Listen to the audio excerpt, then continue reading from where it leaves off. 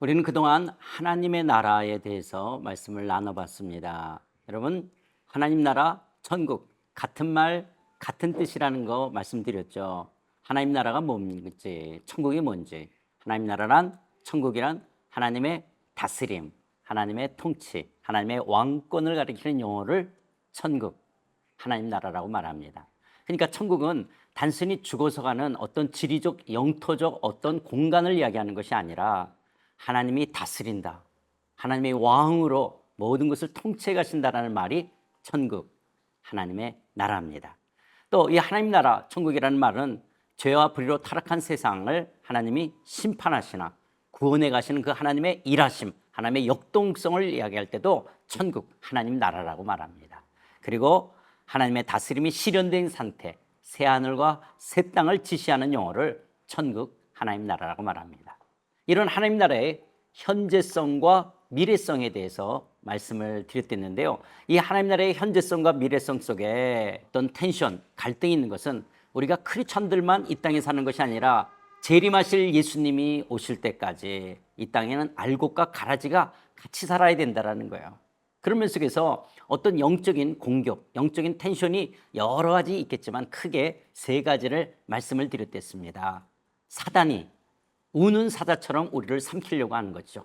예수님이 재림하셔서 무저갱이에 사단을 잡아놓을 때까지는 이 사단과 사단의 쪼무라기인 귀신들이 활동하는 것이죠. 그러나 예수님이 사탄의 권세를 깨뜨리고 부활하시고 승리하셨습니다. 사단은 패잔병입니다. 이 패잔병들이 예수님 재림하실 때까지 우리를 공격해 오는 것이죠. 그래서 우리는 승리하신 예수 그리스도의 이름의 권세와 능력으로 이 승리를 우리도 누릴 수 있는 줄 믿습니다. 그런데 사단이 우리를 공격하는 것이 여러 가지가 있겠지만은 사단은 거짓의 아비예요. 거짓의 아비로서 오늘 우리를 공격해 오는, 우리가 하나님의 나라의 백성으로 살아가는 우리의 신분을 공격한다든지, 오직 예수님만이 메시아인데 이데올로기가, 과학이, 때로는 돈이 메시아라고 우리를 속이고 있는 것이죠. 우리가 오직 의뢰하고 신뢰하고 예배해야 될 것은 예수님밖에 없는데 또 다른 것을 예배하고 또 다른 것을 신뢰해야 될 것처럼 오늘 그리스도인 된 우리를 속이고 있는 것입니다.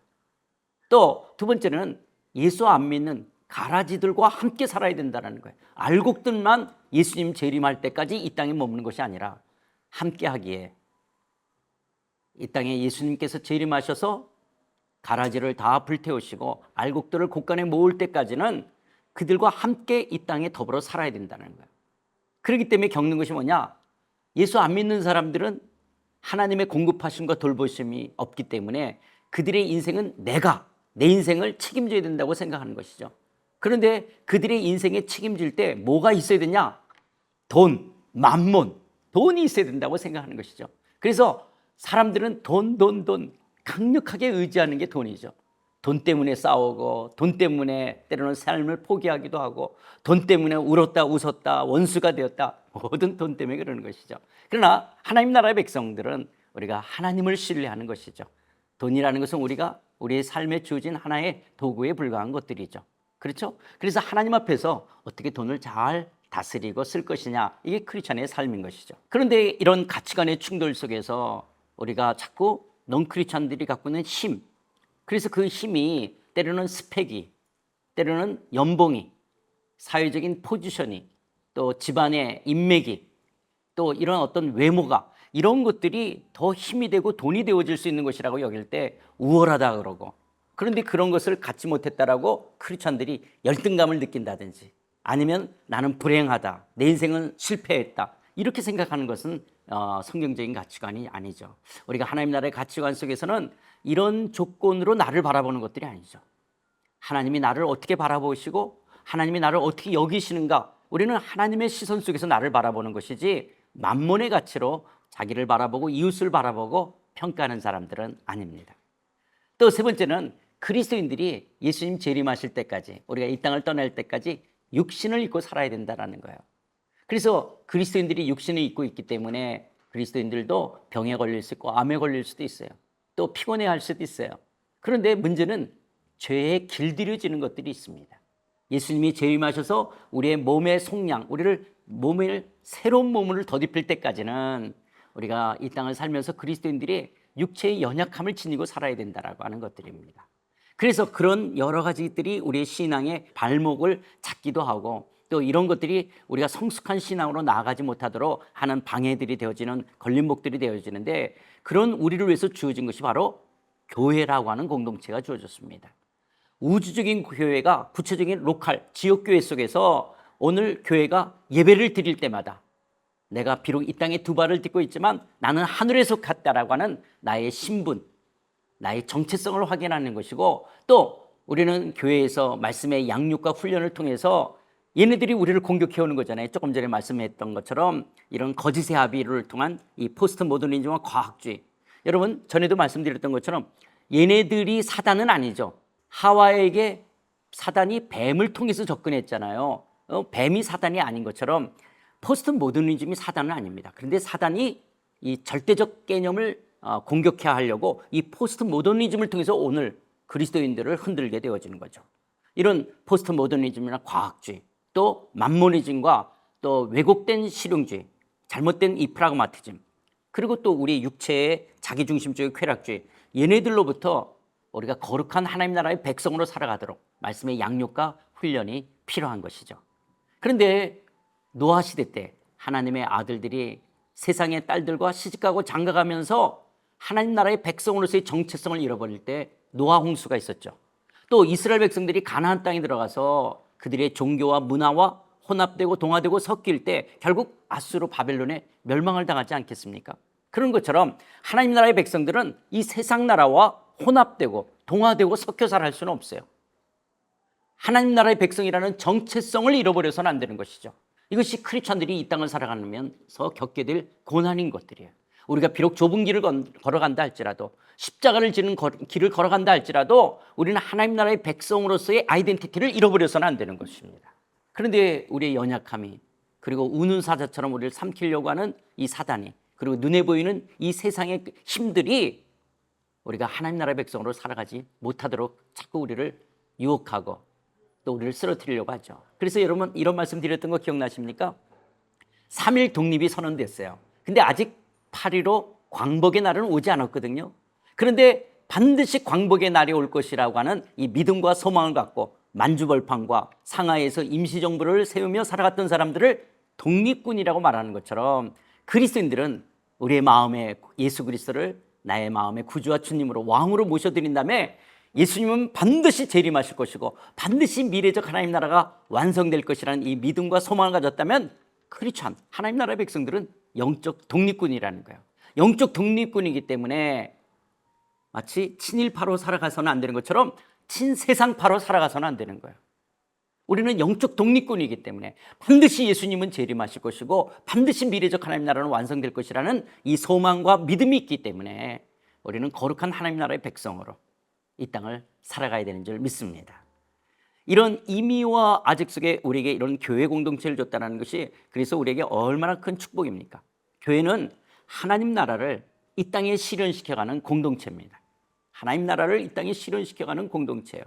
그래서 그 하나님 나라를 이 땅에 이뤄가기 위해서 교회 일꾼이라고 하는 것은 목사뿐만 아니라 때로는 장로님이나 권사님이나 집사님 또 교사들 또 소그룹 리더들 이런 모든 분들 교회 일꾼들은 이미와 아직을 살아가는 하나님 나라의 백성들을 섬기는 사람들이에요. 말씀으로 섬기고 또 그분들을 우리의 마음으로 중보로 기도로 여러 가지로 그들을 섬겨서 그들이 하나님 나라의 백성으로 온전하게 하나님 앞에 세워지도록 우리가 서로 상호 연락하며 서로 섬기는 사람들 이런 사람들을 교회의 일꾼이라고 말하죠. 그리고 우리가 창세기부터 요한계시록을 언약이라는 관점에서 우리가 말씀을 살펴보기도 했는데요. 여러분 성경의 주제는 나는 너희 하나님 되고 너희는 나의 백성이라. 우리가 언약, 카베넌트 관점에서 창세기부터 요한계시록까지 바라본다. 성경의 주제는 나는 너희 하나님 되고 너희는 나의 백성이 되리라. 하나님의 백성, 하나님 나라를 이야기하는 것이죠. 이걸 신약에서는 나는 너희의 아버지가 되고 너희는 나의 아들이 되리라. 여기 아들이라는 것은 생물학적 남자 여자를 말하는 것이 아니라 하나님 나라를 상속, 하나님 나라를 기업으로 누린다는 면들 속에서 아들이라고 이야기하는 거예요. 그러니까 우리 자매님들도 하나님 나라 언약이라는 관점 속에서는 다 아들이죠. 하나님 나라를 기업으로 상속받고 후사로 누릴 자들이 되기 때문에 그렇습니다. 그래서 성경의 주제는 나는 너희 하나님이 되고 너희는 나의 백성이 되리라. 나는 너희의 아버지가 되고 너희는 나의 아들이 되리라고 하는 거예요. 그러면서 그 하나님이 우리의 아버지가 임마누엘로 우리와 함께 하신다라는 거예요. 왕이신 하나님이 나와 함께 하신다. 하나님은 왕이시다. 이게 성경의 주제였습니다. 자, 그렇다면 이런 성경의 주제, 하나님 나라의 백성으로 우리는 어떻게 신앙생활을 해가야 될 것인가? 하나님 나라와의 이 신앙생활을 할 때 먼저 우리는 지금 하나님을 왕, 하나님을 우리 아버지라고 이야기했잖아요. 하나님과 우리의 관계를 그렇게 왕, 아버지로 그 성격을 다 담을 수가 없어서 성경에는 하나님과 우리의 관계를, 하나님과 예수님과의 관계를 많은 그림어를 동원해서 설명하고 있어요. 그러니까 그 하나님과 나와의 관계를 예를 들어서요, 하나님을 창조주라 그러면 우리는 피조물이죠. 하나님을 왕이라 그러면 우리는 백성이에요. 하나님을 아버지라 그런다면 우리는 아들이에요. 우리가 하나님을 주인이라 그런다면 우리는 종이 되어지는 것이죠. 또 예수님을 목자라 그런다면 우리는 양이에요.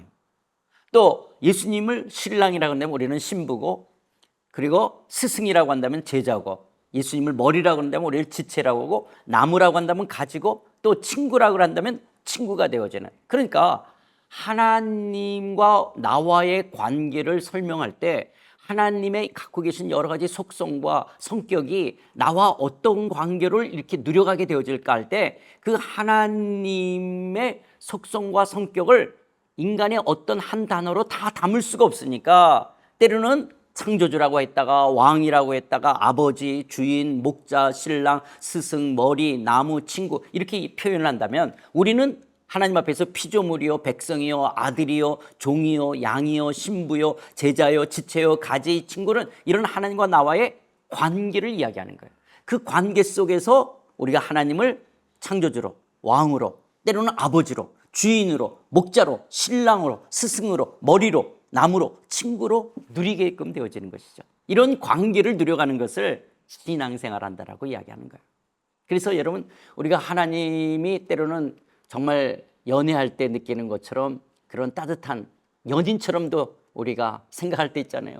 우리가 때로는 주님과 교제하고 또 그런 성령의 충만함 속에 들을 때 정말 주님으로 인한 그 사랑이 우리에게 눈물을 흘리면서 정말 남녀의 사랑 이상으로 우리가 주님을 뜨겁게 사랑하게 되었잖아요. 또 반면에 그 예수님은 우리의 삶의 목자가 되셔서 우리를 인도하시고 또 왕이 되셔서 나를 다스리시기도 하고, 이런 여러 가지 성격들을 우리의 삶 속에서 누려가는 것이죠.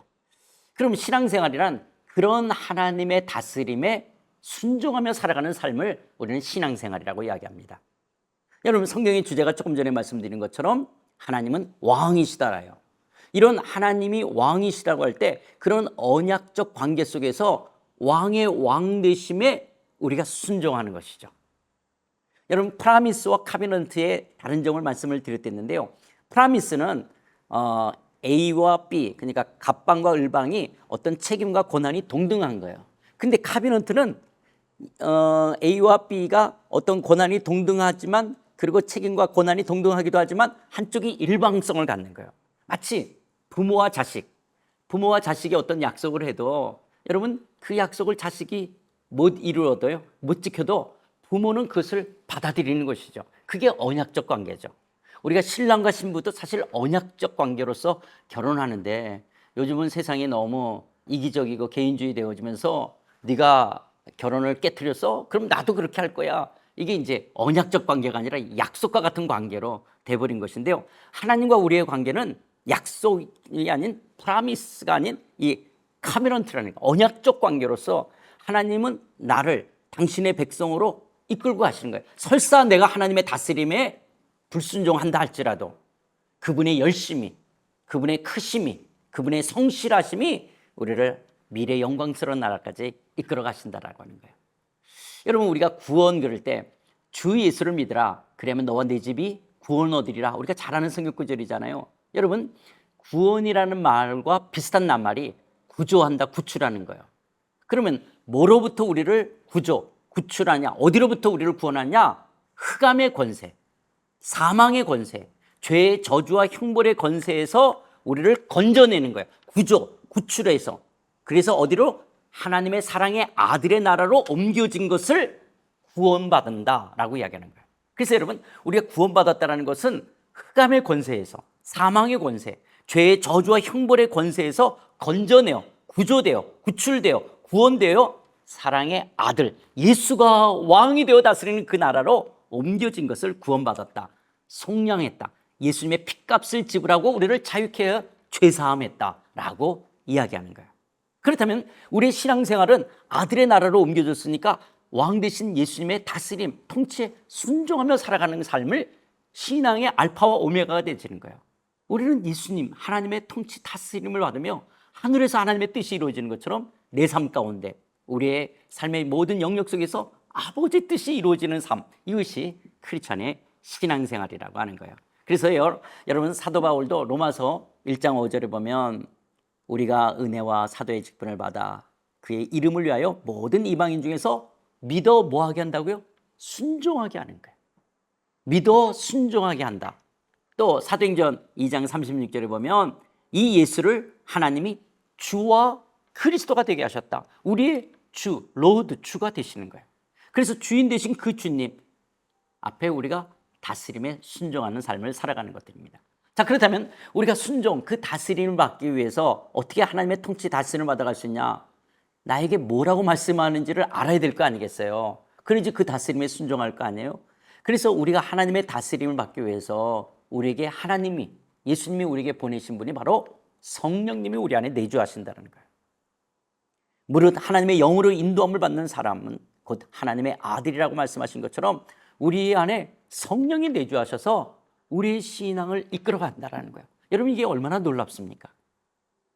내 열심으로 내가 신앙생활을 내 의지로 하는 것이 아니라 예수 그리스도로 우리의 모든 죄를 정결케 하시고, 그리고 성령, 거룩한 영을 우리에게 보내주시고 성령이 우리의 삶을 이끌어 가신다라고 하는 거예요. 그래서 성령이 우리의 이 삶을 이끌어 간다 그러면 우리가 성령의 다스림, 성령의 인도하심에 민감해야 되잖아요. 그러면 성령님께서 기영아 이래라 저래라 이런 신비적인 방법으로도 성령이 우리 가운데 역사할 수 있지만 그건 보편적이지는 않습니다. 성령께서는 우리가 하나님의 다스림을 받도록 하나님의 뜻을 잘 분별할 수 있도록 우리에게 66권 성경을 주시고 우리가 기도하고요, 또 우리가 성령이 내주하는 우리가 인격체로서 하나님 앞에 쓰도록 한다는 거예요. 그래서 하나님의 뜻을 분별하는 것이죠. 66권 성경을 통해서 말씀하시는 원리를 갖고 2026년을 살아가는 우리가 어떻게 그것을 적용하고 하나님이 원하시는 뜻을 이루어야 되는지, 그리고 그 하나님 앞에 우리의 형편과 상황을 또 우리의 지혜 없음을 구하며 기도하는 것이죠. 그러면서 우리 인격이 그냥 멈춰 있는 것이 아니라 내 지정이 인격적으로 반응하는 거예요. 하나님께서는요, 우리의 인격을 얼마나 존중하는지 모릅니다. 하나님이 왕이시라고 내 생각, 어떤 내 의지는 전혀 없이 무조건 하나님이 이렇게 저렇게 우리를 흔들어가는 것, 그런 것이 아니에요. 하나님은 너무너무 우리의 인격을 존중하시죠. 그래서 우리의 인격이 하나님의 뜻 앞에 순복해가는, 이것을 성숙해간다라고 이야기하는 것이거든요. 그래서 로마서 12장 2절에서도 오직 마음을 새롭게 함으로 변화를 받아 하나님의 선하시고 기뻐하시고 온전하신 뜻이 무엇인지를 잘 분별하는 거예요. 그런 것을 잘 분별해가는 것을 신앙이 성숙했다라고 말하는 거예요. 여러분, 어릴 때는 그냥 엄마 말, 아빠 말에 그냥 순종만 해야 되잖아요. 그런데 여러분, 나이가 30살, 35, 40 됐는데 엄마 나 무슨 옷 입을까? 아빠 나 갈까 말까? 그러면 그거는 정신적으로 굉장히 낮은 거예요. 우리가 하나님의 다스림, 통치를 받아간다 그럴 때 하나님이 전부 지시적으로 말하는 것이 아니라 이래라 저래라가 아니에요. 하나님께서 우리에게 그런 하나님의 뜻을 잘 분별할 수 있도록, 물론 하나님의 그런 특별한 그런 지시적인 것이 있어요. 때로는 꿈을 통해서, 환상을 통해서, 하나님의 어떤 예언의 은사를 통해서 말씀할 수 있어요. 그러나 일반 보편적인 면 속에서는 우리가 말씀과 기도를 통해서 하나님의 뜻을 잘 분별해내는 것들이에요. 그런 과정들이 우리가 어린아이가 걸으면서 뛰면서 이제 성인으로 자라가는, 걸음마를 배우면서 이렇게 자라가듯이 하나님의 뜻을 잘 분별해가는 것들을 우리가 배워가는 것들을 우리는 성숙하다라고 이야기하는 것이죠. 그러면서 또 하나님의 뜻을 분별하는 것은 우리 안에 성령이 계시고 또 말씀과 기도로 우리의 인격적으로 하나님의 뜻을 분별할 뿐만 아니라 세 번째는 교회 공동체와의 사귐 속에서 우리가 하나님의 뜻을 우리가 배워갈 수 있고 또 나에게 뭐라고 말씀하시는지를 알 수 있어요. 그래서 여러분 신앙의 공동체는 얼마나 중요한지 모릅니다. 기독교인들은 그냥 혼자 개인적으로 신앙생활하는 게 결코 하나님의 뜻이 아니죠. 하나님은 우리를 더불어 함께 살도록 공동체로 우리를 부르셨고 함께 더불어서 비록 연약함이 있고 또 함께하기의 생각이 다르기 때문에 오늘 충돌이 있다 할지라도 우리는 서로 사랑하며 함께 공동체를 통해서 하나님의 뜻을 발견해야 하는 것, 그것이 얼마나 중요한지 모릅니다. 그래서 내가 어떻게 해야 할까 물어볼 때 이런 것들을 다른 사람들은 어떻게 생각하는지, 그런 때 어떻게 내가 결정하고 결단해야 되는지 이런 걸 공동체를 통해서 확인하는 것은 너무너무 중요하다라고 하는 거예요. 또 우리가 하나님의 다스림을 받는 법 중에 또 하나는 세워진 권위에 순종하는 것들입니다. 하나님은 질서의 하나님으로서 우리의 공동체 가운데 권위를 세우는 거예요. 가정의 아버지를 세우는지, 남편을 세우듯이, 회사의 사장을, 또 정부의 위정자를 세우듯이 교회에 세우신 어떤 권위들을 통해서, 목사님을 통해서, 교사를 통해서, 또 소그룹의 리더를 통해서 세워진 권위들을 통해서 순종하는 것으로 우리는 하나님의 다스림, 하나님의 통치를 받아갈 수가 있는 것이죠. 이렇게 내 안에 성령이 내주하시고 그리고 하나님의 뜻을 분별하며 교회 공동체와의 사귐과 세워진 권위에 순종하는 것을 통해서 우리는 하나님의 뜻을 분별하고 그리고 그 다스림에 순종하는 삶을 살아가는 거예요. 그런데 여러분, 우리가 하나님 뜻 그러면 자꾸 이런 거가 더 많아요. 젊은이 같은 사람들은 하나님, 제가 대학교 원서를 내야 되는데 A 대학에 낼까요? B 대학에 낼까요? 아니면 C 대학에 갈까요? 어떻게 할까요? 하나님, 내가 유학 갈까요? 말까요? 하나님, 내가 이 직장에 들어갈까요? 말까요? 하나님, 내가 이 여자, 이 남자랑 결혼할까요? 말까요? 하나님, 이 집 지금이라도 부동산 팔까요? 하나님, 지금 주식이 한국이 막 이렇게 코스피가 높아가는데 내가 빚을 얻어서라도 주식을 해야 될까요? 이렇게 내가 내일의 일을 모르니까 이익이 되려는 것처럼, 그래서 마치 점을 치는 것처럼 손해보지 않고 망하지 않고 그리고 나에게 뭔가 유익을 주는 것으로 하나님의 뜻을 구하는 것은 우리의 삶 속에서 너무 그런 부분도 있을 수 있어요. 우리가 그것은 하나님을 의뢰하는 가운데 속에서 이루어지는 거예요. 예를 들어서 하나님, 제가 원서를 내야 되는데 어느 대학을 가야 될지 오늘 선생님하고 의논할 때 내가 잘 결정할 수 있도록 하나님께서 내 삶을 인도해 주세요. 이렇게 하나님의 인도를 받아가는 것이지, 하나님이 기영아 너 A대에 원서를 내라, B에다 내라 이렇게 말씀하시는 것은 아니라고 하는 거예요. 또 집을 팔아야 될까요 말아야 될까 할 때도 하나님을 의뢰할 수 있어요. 하나님, 집을 좀 매각할까 하는 생각도 있는데 하나님, 이런 모든 물질에 있어서 우리의 경제에 있어서 주인님이 주인이시고 내가 청직이라면 하나님 이런 부분을 잘 판단하기를 원합니다 하고, 부동산 없잖아, 부동산에 관계된 사람하고 이야기하면서 이걸 팔지 말지를 결정하는 거예요. 하나님이 꿈에 나타나서 팔라 말라 이렇게 말씀하시는 것은 아니라고 하는 거예요. 하나님께서 당신의 뜻은 성경에 우리에게 말씀하시는 것들이 많죠. 항상 기뻐하라든지 쉬지 말고 기도하라든지 범사에 감사하는 것이 그리스도 예수 안에서 너희를 향하신 하나님의 뜻이라고 말씀하시는 것들이에요.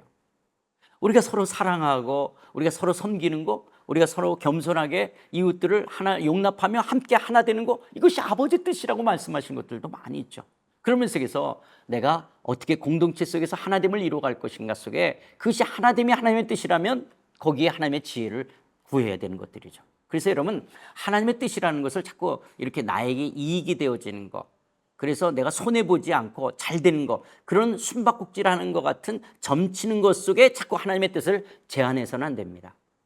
도리어 그런 부분들 속에서는요, 하나님께서 우리가 많은 것을 보고 배우고 판단하고 분별해내는 가운데 속에서 하나님께서 하나님의 뜻을 찾아가는 것이고요, 또 많은 부분들 속에서 하나님은 우리를 당신이 주권적 섭리 가운데 이끌어 가십니다. 여러분, 에덴 동산에 죄가 들어오기 전에 창세기 2장 15절에 보면 여호와 하나님이 그 사람을 이끌어 에덴 동산에 두어 그것을 경작하며 지키게 하셨다라고 말씀하고 계시죠. 그러니까 아담이 어디에 살아야 되냐? 하나님이 이끌어 에덴에 두게 하신 거예요. 또 아담이 어떤 일을 하냐? 하나님이 이끌어 아담에게 여러 생물들, 짐승들, 새들을 데리고 올 때 그 이름을 짓는 일을 하게끔 하셨죠. 하나님이 다 이끌어 오신 거예요. 또 아담이 누구랑 사느냐? 여자를 만드시고 그를 아담에게로 이끌어 오시는 거. 아담의 배우자, 하나님이 이끌어 오시는 거예요. 심지어 우리의 구원도 아버지께서 이끌지 않으면 우리가 예수님을 내 삶의 왕으로 주인으로 모실 수가 없는 것이죠. 또 우리의 사역도 다 하나님께서 이끌어 가시는 것들이 많죠. 이런 하나님의 주권적 섭리 가운데 우리의 삶이 있다라고 하는 거예요. 여러분 생각해 보세요. 혹시 하나님 앞에 나 대한민국 국민으로 태어나게 해달라고 기도하신 분이 있어요? 우리가 어떻게 한국 사람으로 태어났죠? 혹시 부모를 선택하신 분이 있습니까? 나 이런 부모 밑에서 태어나게 해달라고? 또 외모를 선택하신 분이 있습니까? MBTI에 자기의 기질과 성향을 선택하신 분이 있습니까? 어떻게 보면 다 운명처럼 주어진 거예요. 내가 한국 사람으로, 그리고 이런 부모님 밑에 이런 외모로, 이런 기질과 성향으로 태어난 거 다 하나님이 이끌어 오신다는 거예요. 우연히 어쩌다 재수로 팔자로 그렇게 우리는 보는 것이 아니라 하나님의 주권적 섭리가 우리의 삶 가운데 있는 거예요. 하나님이 우리를 한국 사람으로 태어나게 하시는 하나님의 주권적 섭리가 있는 거예요. 여러분들이 그 가정 속에 그 부모 밑에서 태어나게 하시고 지금과 같은 외모를 갖고 또 지금 같은 기질을 갖고 살아가도록 하시며 우리를 하나 되게 하시는 하나님의 주권적 섭리가 우리 모두에게 있는 거예요. 그래서 이런 하나님의 주권적 섭리 속에서요, 마태복음 10장 29절에 이런 말씀이 있잖아요. 참새 두 마리가 한 아사르네에 팔리지 않느냐. 그러나 너희 아버지께서 허락지 아니하면 그 하나도 땅에 떨어지지 아니한다는 거예요. 하나님의 주권적 섭리 가운데 있다라고 하는 거예요. 또 이런 하나님의 주권적 섭리를 또 오해하면요, 그러면 사고가 나는 것도 하나님이 일으켰냐? 그렇진 않죠. 그러니까 여러분, 하나님이 세월호를 물에 빠뜨렸습니까? 하나님이 이태원 참사 사건을 일으켰습니까? 하나님이 무한의 비행기를 떨어뜨리기 위해서 그건 아니에요. 사실 세월호 참사나 이태원이나 무한공항에서 이러는 것으로 가장 마음 아파하시는 분이 하나님이죠. 이 세상의 죄로 말미암아 또 인간의 실수로 또 인간의 여러 가지 것들로 이 땅에 이런 고통이 고난이 찾아오는 것이죠. 그런데 하나님은 전지전능하시기 때문에 아시죠. 그러나 하나님이 그렇게 하신 것이라고 말하면 안 되는 것이죠. 하나님의 주권적 섭리 가운데 속에서 허용은 됐다 할지라도 이것으로 인해서 하나님이 가장 안타까워하시는 것이고요, 미래적 하나님 나라에는 그런 아픔이, 고통이, 슬픔이 다시는 있지 않게 되어질 것입니다. 그런데 우리는 이런 하나님의 주권적 섭리를 또 때로는 진화론적 사고 속에서 자꾸 하나님의 주권을 인정하기보다는 우연으로 어쩌다 재수가 없어서, 그래서 여러분 창조론이냐 진화론이냐라는 것은 우리의 인간의 기원 정도를 말하는 게 머무는 것이 아니라 진화론적 사고를 하냐 창조론적 사고를 하냐, 이거는 우리의 삶에 굉장히 중요합니다. 왜냐하면 진화론적 사고를 하면 그냥 어쩌다가 그냥 우연히 그래서 이런 빅뱅으로 인해서 이렇게 되어졌다는 모든 것을 우연의 산물로 생각하는 것이죠. 그러나 창조론적 사고를 하게 되어지면요, 우리의 삶은 하나님의 계획과 목적 아래에 있다라고 하는 것입니다. 우리가 로봇은 아닙니다. 우리의 결정권이나 선택권이 없다라는 것도 아닙니다. 우리의 전인격적인 반응 속에서 하나님의 전지전능하심 속에 하나님의 주권적 섭리로 우리의 삶을 이끌어 가신다라는 거예요. 그래서 여러분, 요셉도 자기의 삶을 팔렸다라고 해석하면 형들 다 복수하고 죽였어야 되는 거예요. 그런데 돌이켜볼 때 그때 볕단들이 나한테 절을 하고 해와 달과 별들이 나한테 절하는 게 이걸 말하는 것이구나. 이 기근 속에서 하나님이 우리 민족을 구원하시기 위해서 나를 먼저 보내셨다라고 해석할 때 형들을 용서하고 하나님의 구원 역사를 이뤄가게 하는 것들이죠. 이런 면 속에서 여러분, 우리는 하나님 앞에서 이 하나님의 주권적 섭리를 인정하는 거예요. 그래서 우리가 그 하나님의 다스림에 순종하는 삶, 그 하나님의 주권적 섭리 앞에 우리가 하나님의 통치에 순종하며 살아가는 삶을 신앙생활한다라고 말하는 것들입니다.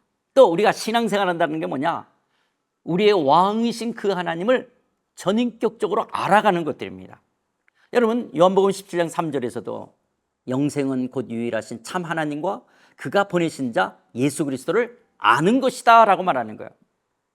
우리가 인격적으로 하나님을 경험적으로 알아가는 것들입니다.